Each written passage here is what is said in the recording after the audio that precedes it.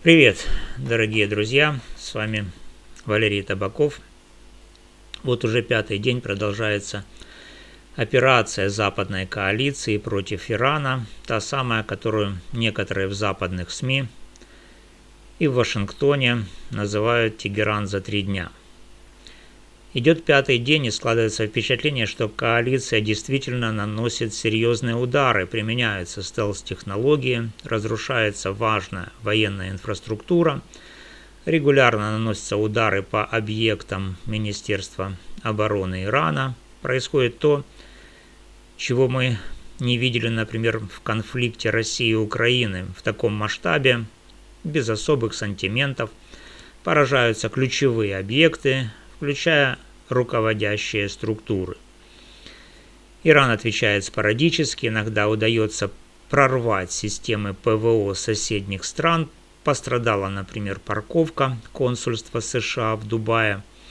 Были попытки ударов по Ариаде, по резидентуре ЦРУ. Турция, которая находится в довольно напряженных отношениях с Ираном, заявила о перехвате баллистических ракет. Это, конечно, плюс в копилку Ирана, потому что потенциальные союзники или сочувствующие могут отойти в сторону. В немецкой прессе, в довольно адекватных изданиях обращают внимание на то, что заявление российского руководства по поводу гибели Хаменеи было очень осторожным и неконкретным, без указания виновных, просто констатация фактов, без обвинений в адрес конкретных стран. А теперь по сути, действительно ли западная коалиция уже перемалывает Иран? Здесь важно взять и посчитать реальную цену каждого дня этой операции. Сколько стоит запуск всех этих ракет, дронов по странам, которые Иран считает сателлитами Израиля или помогающими ему. Больше всего сейчас прилетает по Объединенным Арабским Эмиратам. Это действительно серьезно. Эмираты сильно пострадали. Они наиболее открыто поддерживали Израиль, совместно сбивали угрозы и теперь оказались в эпицентре. Несмотря на разрушение здания Совета экспертов в Куме, где должны были выбирать нового лидера, оппозиционные СМИ сообщают, что с преемником уже определились по настоянию КСИР. Им станет сын покойного Хаменеи. К этой преемственности многие относятся негативно, потому что сам Хаменеи был против наследования по семейной линии. Он считал это неправильным, напоминая о временах Шаха. Тем не менее, никакого хаоса в структуре власти аятоллов в целом в Иране пока не видно. Также не наблюдается желание отказаться от обогащения урана, даже после ударов по предполагаемому секретному ядерному комплексу, если такой действительно существует или существовал. В то же время стало известно, что несколько очень дорогостоящих радаров и других объектов США в Бахрейне, Катаре, Кувейте, Ираке, Объединенных Арабских Эмиратах, Иордании, Саудовской Аравии получили серьезные повреждения или были полностью уничтожены. Очевидно, КСИР выбрал эти цели не случайно, чтобы нарушить связь между подразделениями, ослепить системы наблюдения. Теперь остается гадать, как Иран воспользуется этим окном возможностей. Ослепление систем ПВО и наблюдение за миллиарды долларов – это действительно большая проблема. Ракеты могут теперь лететь незамеченными. Основная работа Ирана сейчас направлена на то, чтобы держать Ормузский пролив закрытым и довести цену нефти хотя бы до $200 за баррель. Иранцы прямо говорят, что это их задача. США заявляют, что потопили 17 иранских кораблей, включая современную подлодку, и теперь Ирану якобы нечем блокировать пролив. Но это рассуждение из прошлого века, когда все решали парусники, пираты. Сейчас век беспилотников. Копеечные иранские беспилотники способны вывести из строя танкер, и они уже это делали. Психологическое давление на Ормузском проливе достаточно, чтобы лишь единичные танкеры рисковали проходить, и некоторые уже поплатились за свою смелость. Цена войны дает о себе знать. МВФ предупреждает об угрозе для всей мировой экономики. Еще до выходных прогнозировали здоровый рост, а сейчас все входит в состояние коллапса. Это моментально сказывается на жизни обычных европейцев. Цены на топливо на заправках заставляют округлять глаза. Все происходит очень быстро. В Европе уже прогнозируют, если временные трудности продлятся дольше месяца, это обнулит рост ВВП, разожжет инфляцию, как раз когда ЕС под давлением США увеличивает военные расходы. Восток закрывает биржи из страха паники. Химическое производство в Катаре остановилось. В США неделя торгов открылась падением на 5%.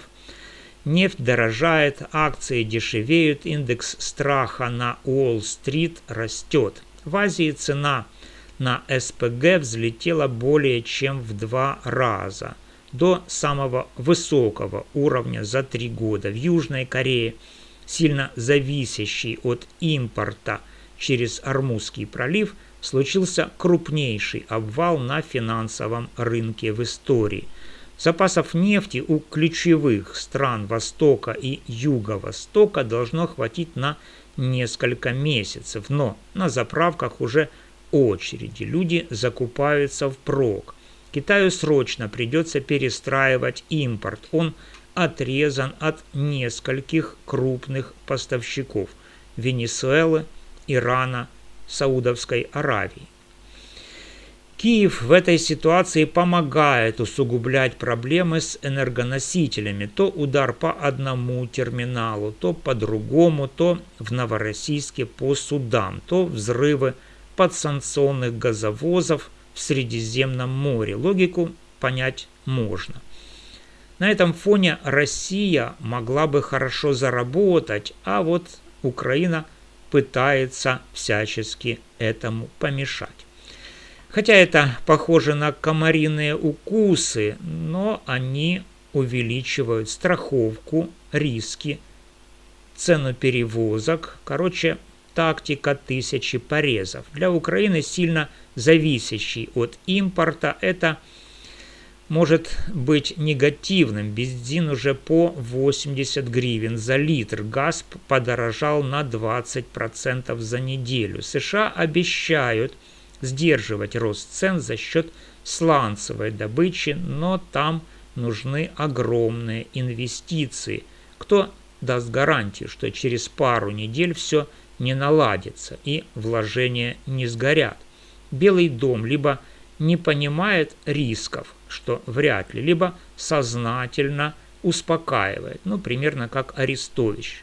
Говорят, что все по плану, обещают страхование судов, военный конвой танкерам, уверяют, что изначально, но один реальный удар по американскому эсминцу, и картинка для американского общества станет очень и очень плохой.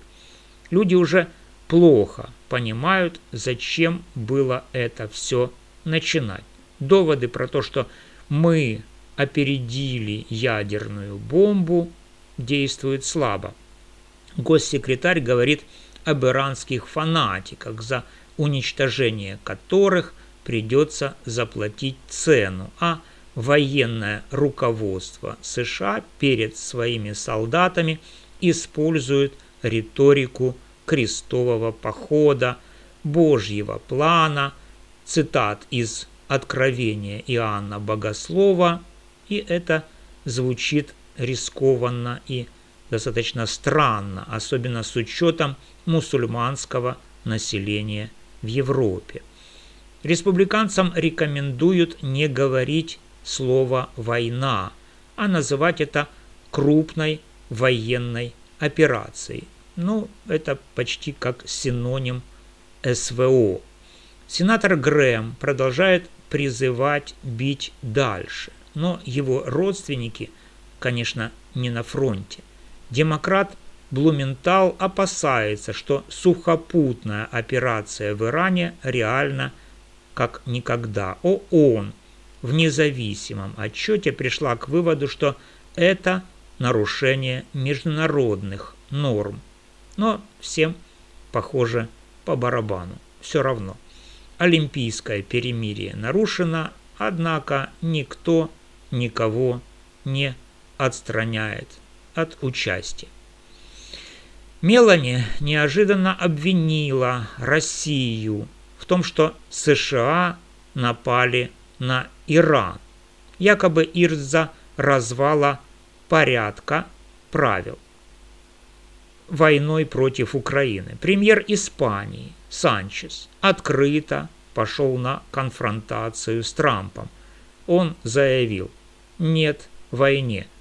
На один незаконный акт, сказал Санчес, нельзя отвечать другим незаконным актом. Трамп в ответ распорядился прекратить торговлю с Испанией, вплоть до эмбарго. Канцлер Германии Мерц приехал к Трампу с главной проблемой. Он привез карту Украины, а вопросы о топливе для немцев его, похоже, не беспокоит. Трампа это, однако, не впечатлило. Ну, карта и карта. Администрация до сих пор не может продать эту войну даже своим сторонникам. Обещали «Make America Great Again» и фокус на внутренних проблемах, а получили ровно наоборот. Глава МАГАТЭ Гросси отметил, хотя были проблемы с допуском инспекторов, однако никто не доказал, что Иран действительно делал атомную бомбу. А ведь это главная заявленная причина вторжения. Ну, денацификация, демилитаризация, ну и тому подобные лозунги. Ближневосточные страны под обстрелами не торопятся вступать в войну. Зеленский предложил помощь специалистов, дроноводов, надежный купол. Однако протяженность Иранского фронта требует огромных ресурсов. И складывается впечатление, что на украинском фронте уже достаточно все стабильно. Эксперты бьют тревогу. Запасы ПВО ракет тратятся на копеечные шахеды. Их уходит очень много. Сначала Персидский залив, потом Европа, а потом неизбежно Украина это почувствует. Ракет на Киев будет уходить меньше. Переговоры обе стороны отвергли. Трамп готовит операцию в Эквадоре.